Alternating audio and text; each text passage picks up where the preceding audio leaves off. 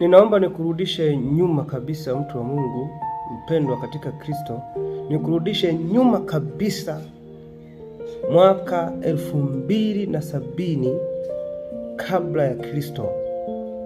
Mwaka 2070, enzi za bwana mmoja anaitwa Yu the Great wa jamii ya Kuju. Hawa ndio waanzilishi wa mpira unaoona leo. Jamii hii ambayo hata ukiangalia kwenye documentary na vitabu vya historia za mpira ambazo ni kumbukumbu za FIFA kabisa, hawa watu wanatajwa, jamii ya Kuju kutoka China, miaka ya nyuma kabisa, ambao hawa ibada zao ni ibada za sanamu. Yu the Great ambaye alikuwa ni mtawala akitumia mfumo wa dynasty zamani, enzi hizo zamani sana, miaka 2070 kabla ya Kristo. Walikuwa wanaabudu maashera, ibada za sanamu, na miungu inayohusishwa ni miungu ya dragon, majoka. Walikuwa wanaabudu majoka na vitu kadha wa kadha vibaya sana, machukizo mbele za Mungu.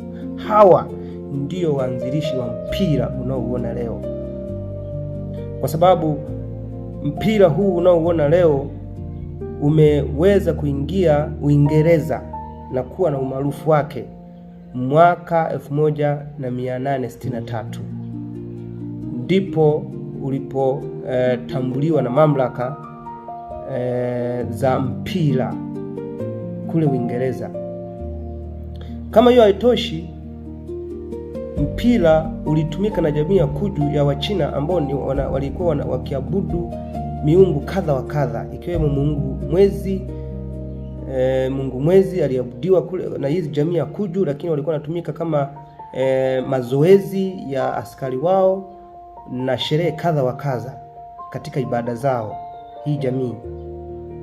Kwa hiyo kombe la dunia na mpira wote kwa ujumla ni kitu kimoja hatari mno kwenye imani.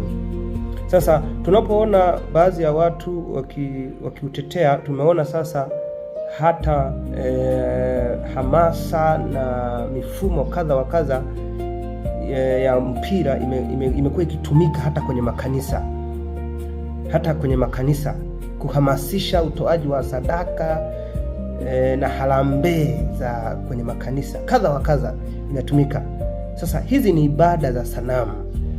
Ukisoma Kutoka 20 mstari wa 3 na hata mstari wa 23, Mungu anapiga marufuku kabisa ibada hizi, kwamba usiwe na miungu mingine isipokuwa yeye tu.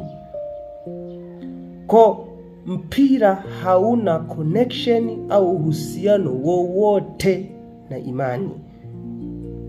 Kuna mtu mmoja akauliza akasema, lakini si ni kipaji? Hapana, hata kunengua ni kipaji. Kuna watu wanafanya unenguaji, kuna watu wanaimba, kuna namna nyingi ambayo mwili wa mwanadamu unaweza ukatumika kumkufuru Mungu au kumfanyia ibada shetani. Na ndo maana mwili kama hekalu la Roho Mtakatifu, ukisoma Warumi 12 mstari wa 1 na wa 2, anasisitiza. Warumi 12:1-2 anaweka wazi kabisa, hata mtumishi wa Mungu Mtume Paulo anazungumza pale. Anasema kwamba itoweni miili yenu iwe dhabihu, ndio ibada yenu yenye maana. Mstari wa 2 wa hiyo Warumi 12 mstari wa 2 anasisitiza pale, anasema kwamba wala msifatishe namna ya dunia hii. Kwa hiyo kwa sasa dunia inaharibika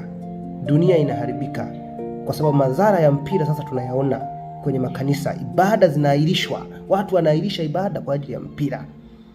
Ibada zinaahirishwa mpaka na watumishi wa Mungu, wachungaji, wahudumu wa madhabahu wanaubariki mpira, wanaubariki. Kwa nini? Kwa sababu tayari umeteka karibu dunia nzima kwa sasa. Wafuasi wa dini hii ya mpira wanazidi kuongezeka kwa kasi isiyokuwa ya kawaida, na hii ni kwa sababu mpira huu umevuviwa na mapepo Kwa hiyo mtu wa Mungu, wewe unayempenda Mungu na unayetaka kweli kuyaishi maisha matakatifu, achana na hii habari. Ni habari ya kuzimu, itakutolea mahusiano yako na Mungu. Sisi ni washuhuda. Tulipokuwa mashabiki wa mpira hatukuweza hata kuomba, hatukuweza. Kwa hiyo kwa sababu sisi kwa sehemu tumeelewa madhara yake, hatusiti kuitahadharisha jamii, lakini hata taifa letu linaangamia. Mpira unaangamiza. Kwa mfano, karibu 70% au zaidi ya vijana kwa sasa wanabeti. Kubeti ni kinyume cha imani na ni hatari, kwa sababu badala ya kufanya kazi ambazo zinatumika kuzalisha na kuendeleza maisha hapa duniani, watu wanaanza kutumia kamari kuendesha maisha. Kwa hiyo ni hatari, kwa sababu baadaye tutakosa wataalamu, tutakosa watu ambao watahudumia vitengo kadha wa kadha, kwa sababu wengi watategemea betting kama njia ya kujiingizia kipato. Kwa taifa tuko kwenye hatari mno, watumishi wa Mungu. Ni kipindi cha kusema ukweli, ni kipindi cha kuhakikisha cha kuomba, hata kuombea taifa. Tunaangamia kwa sababu ya Mungu anayeitwa mpira.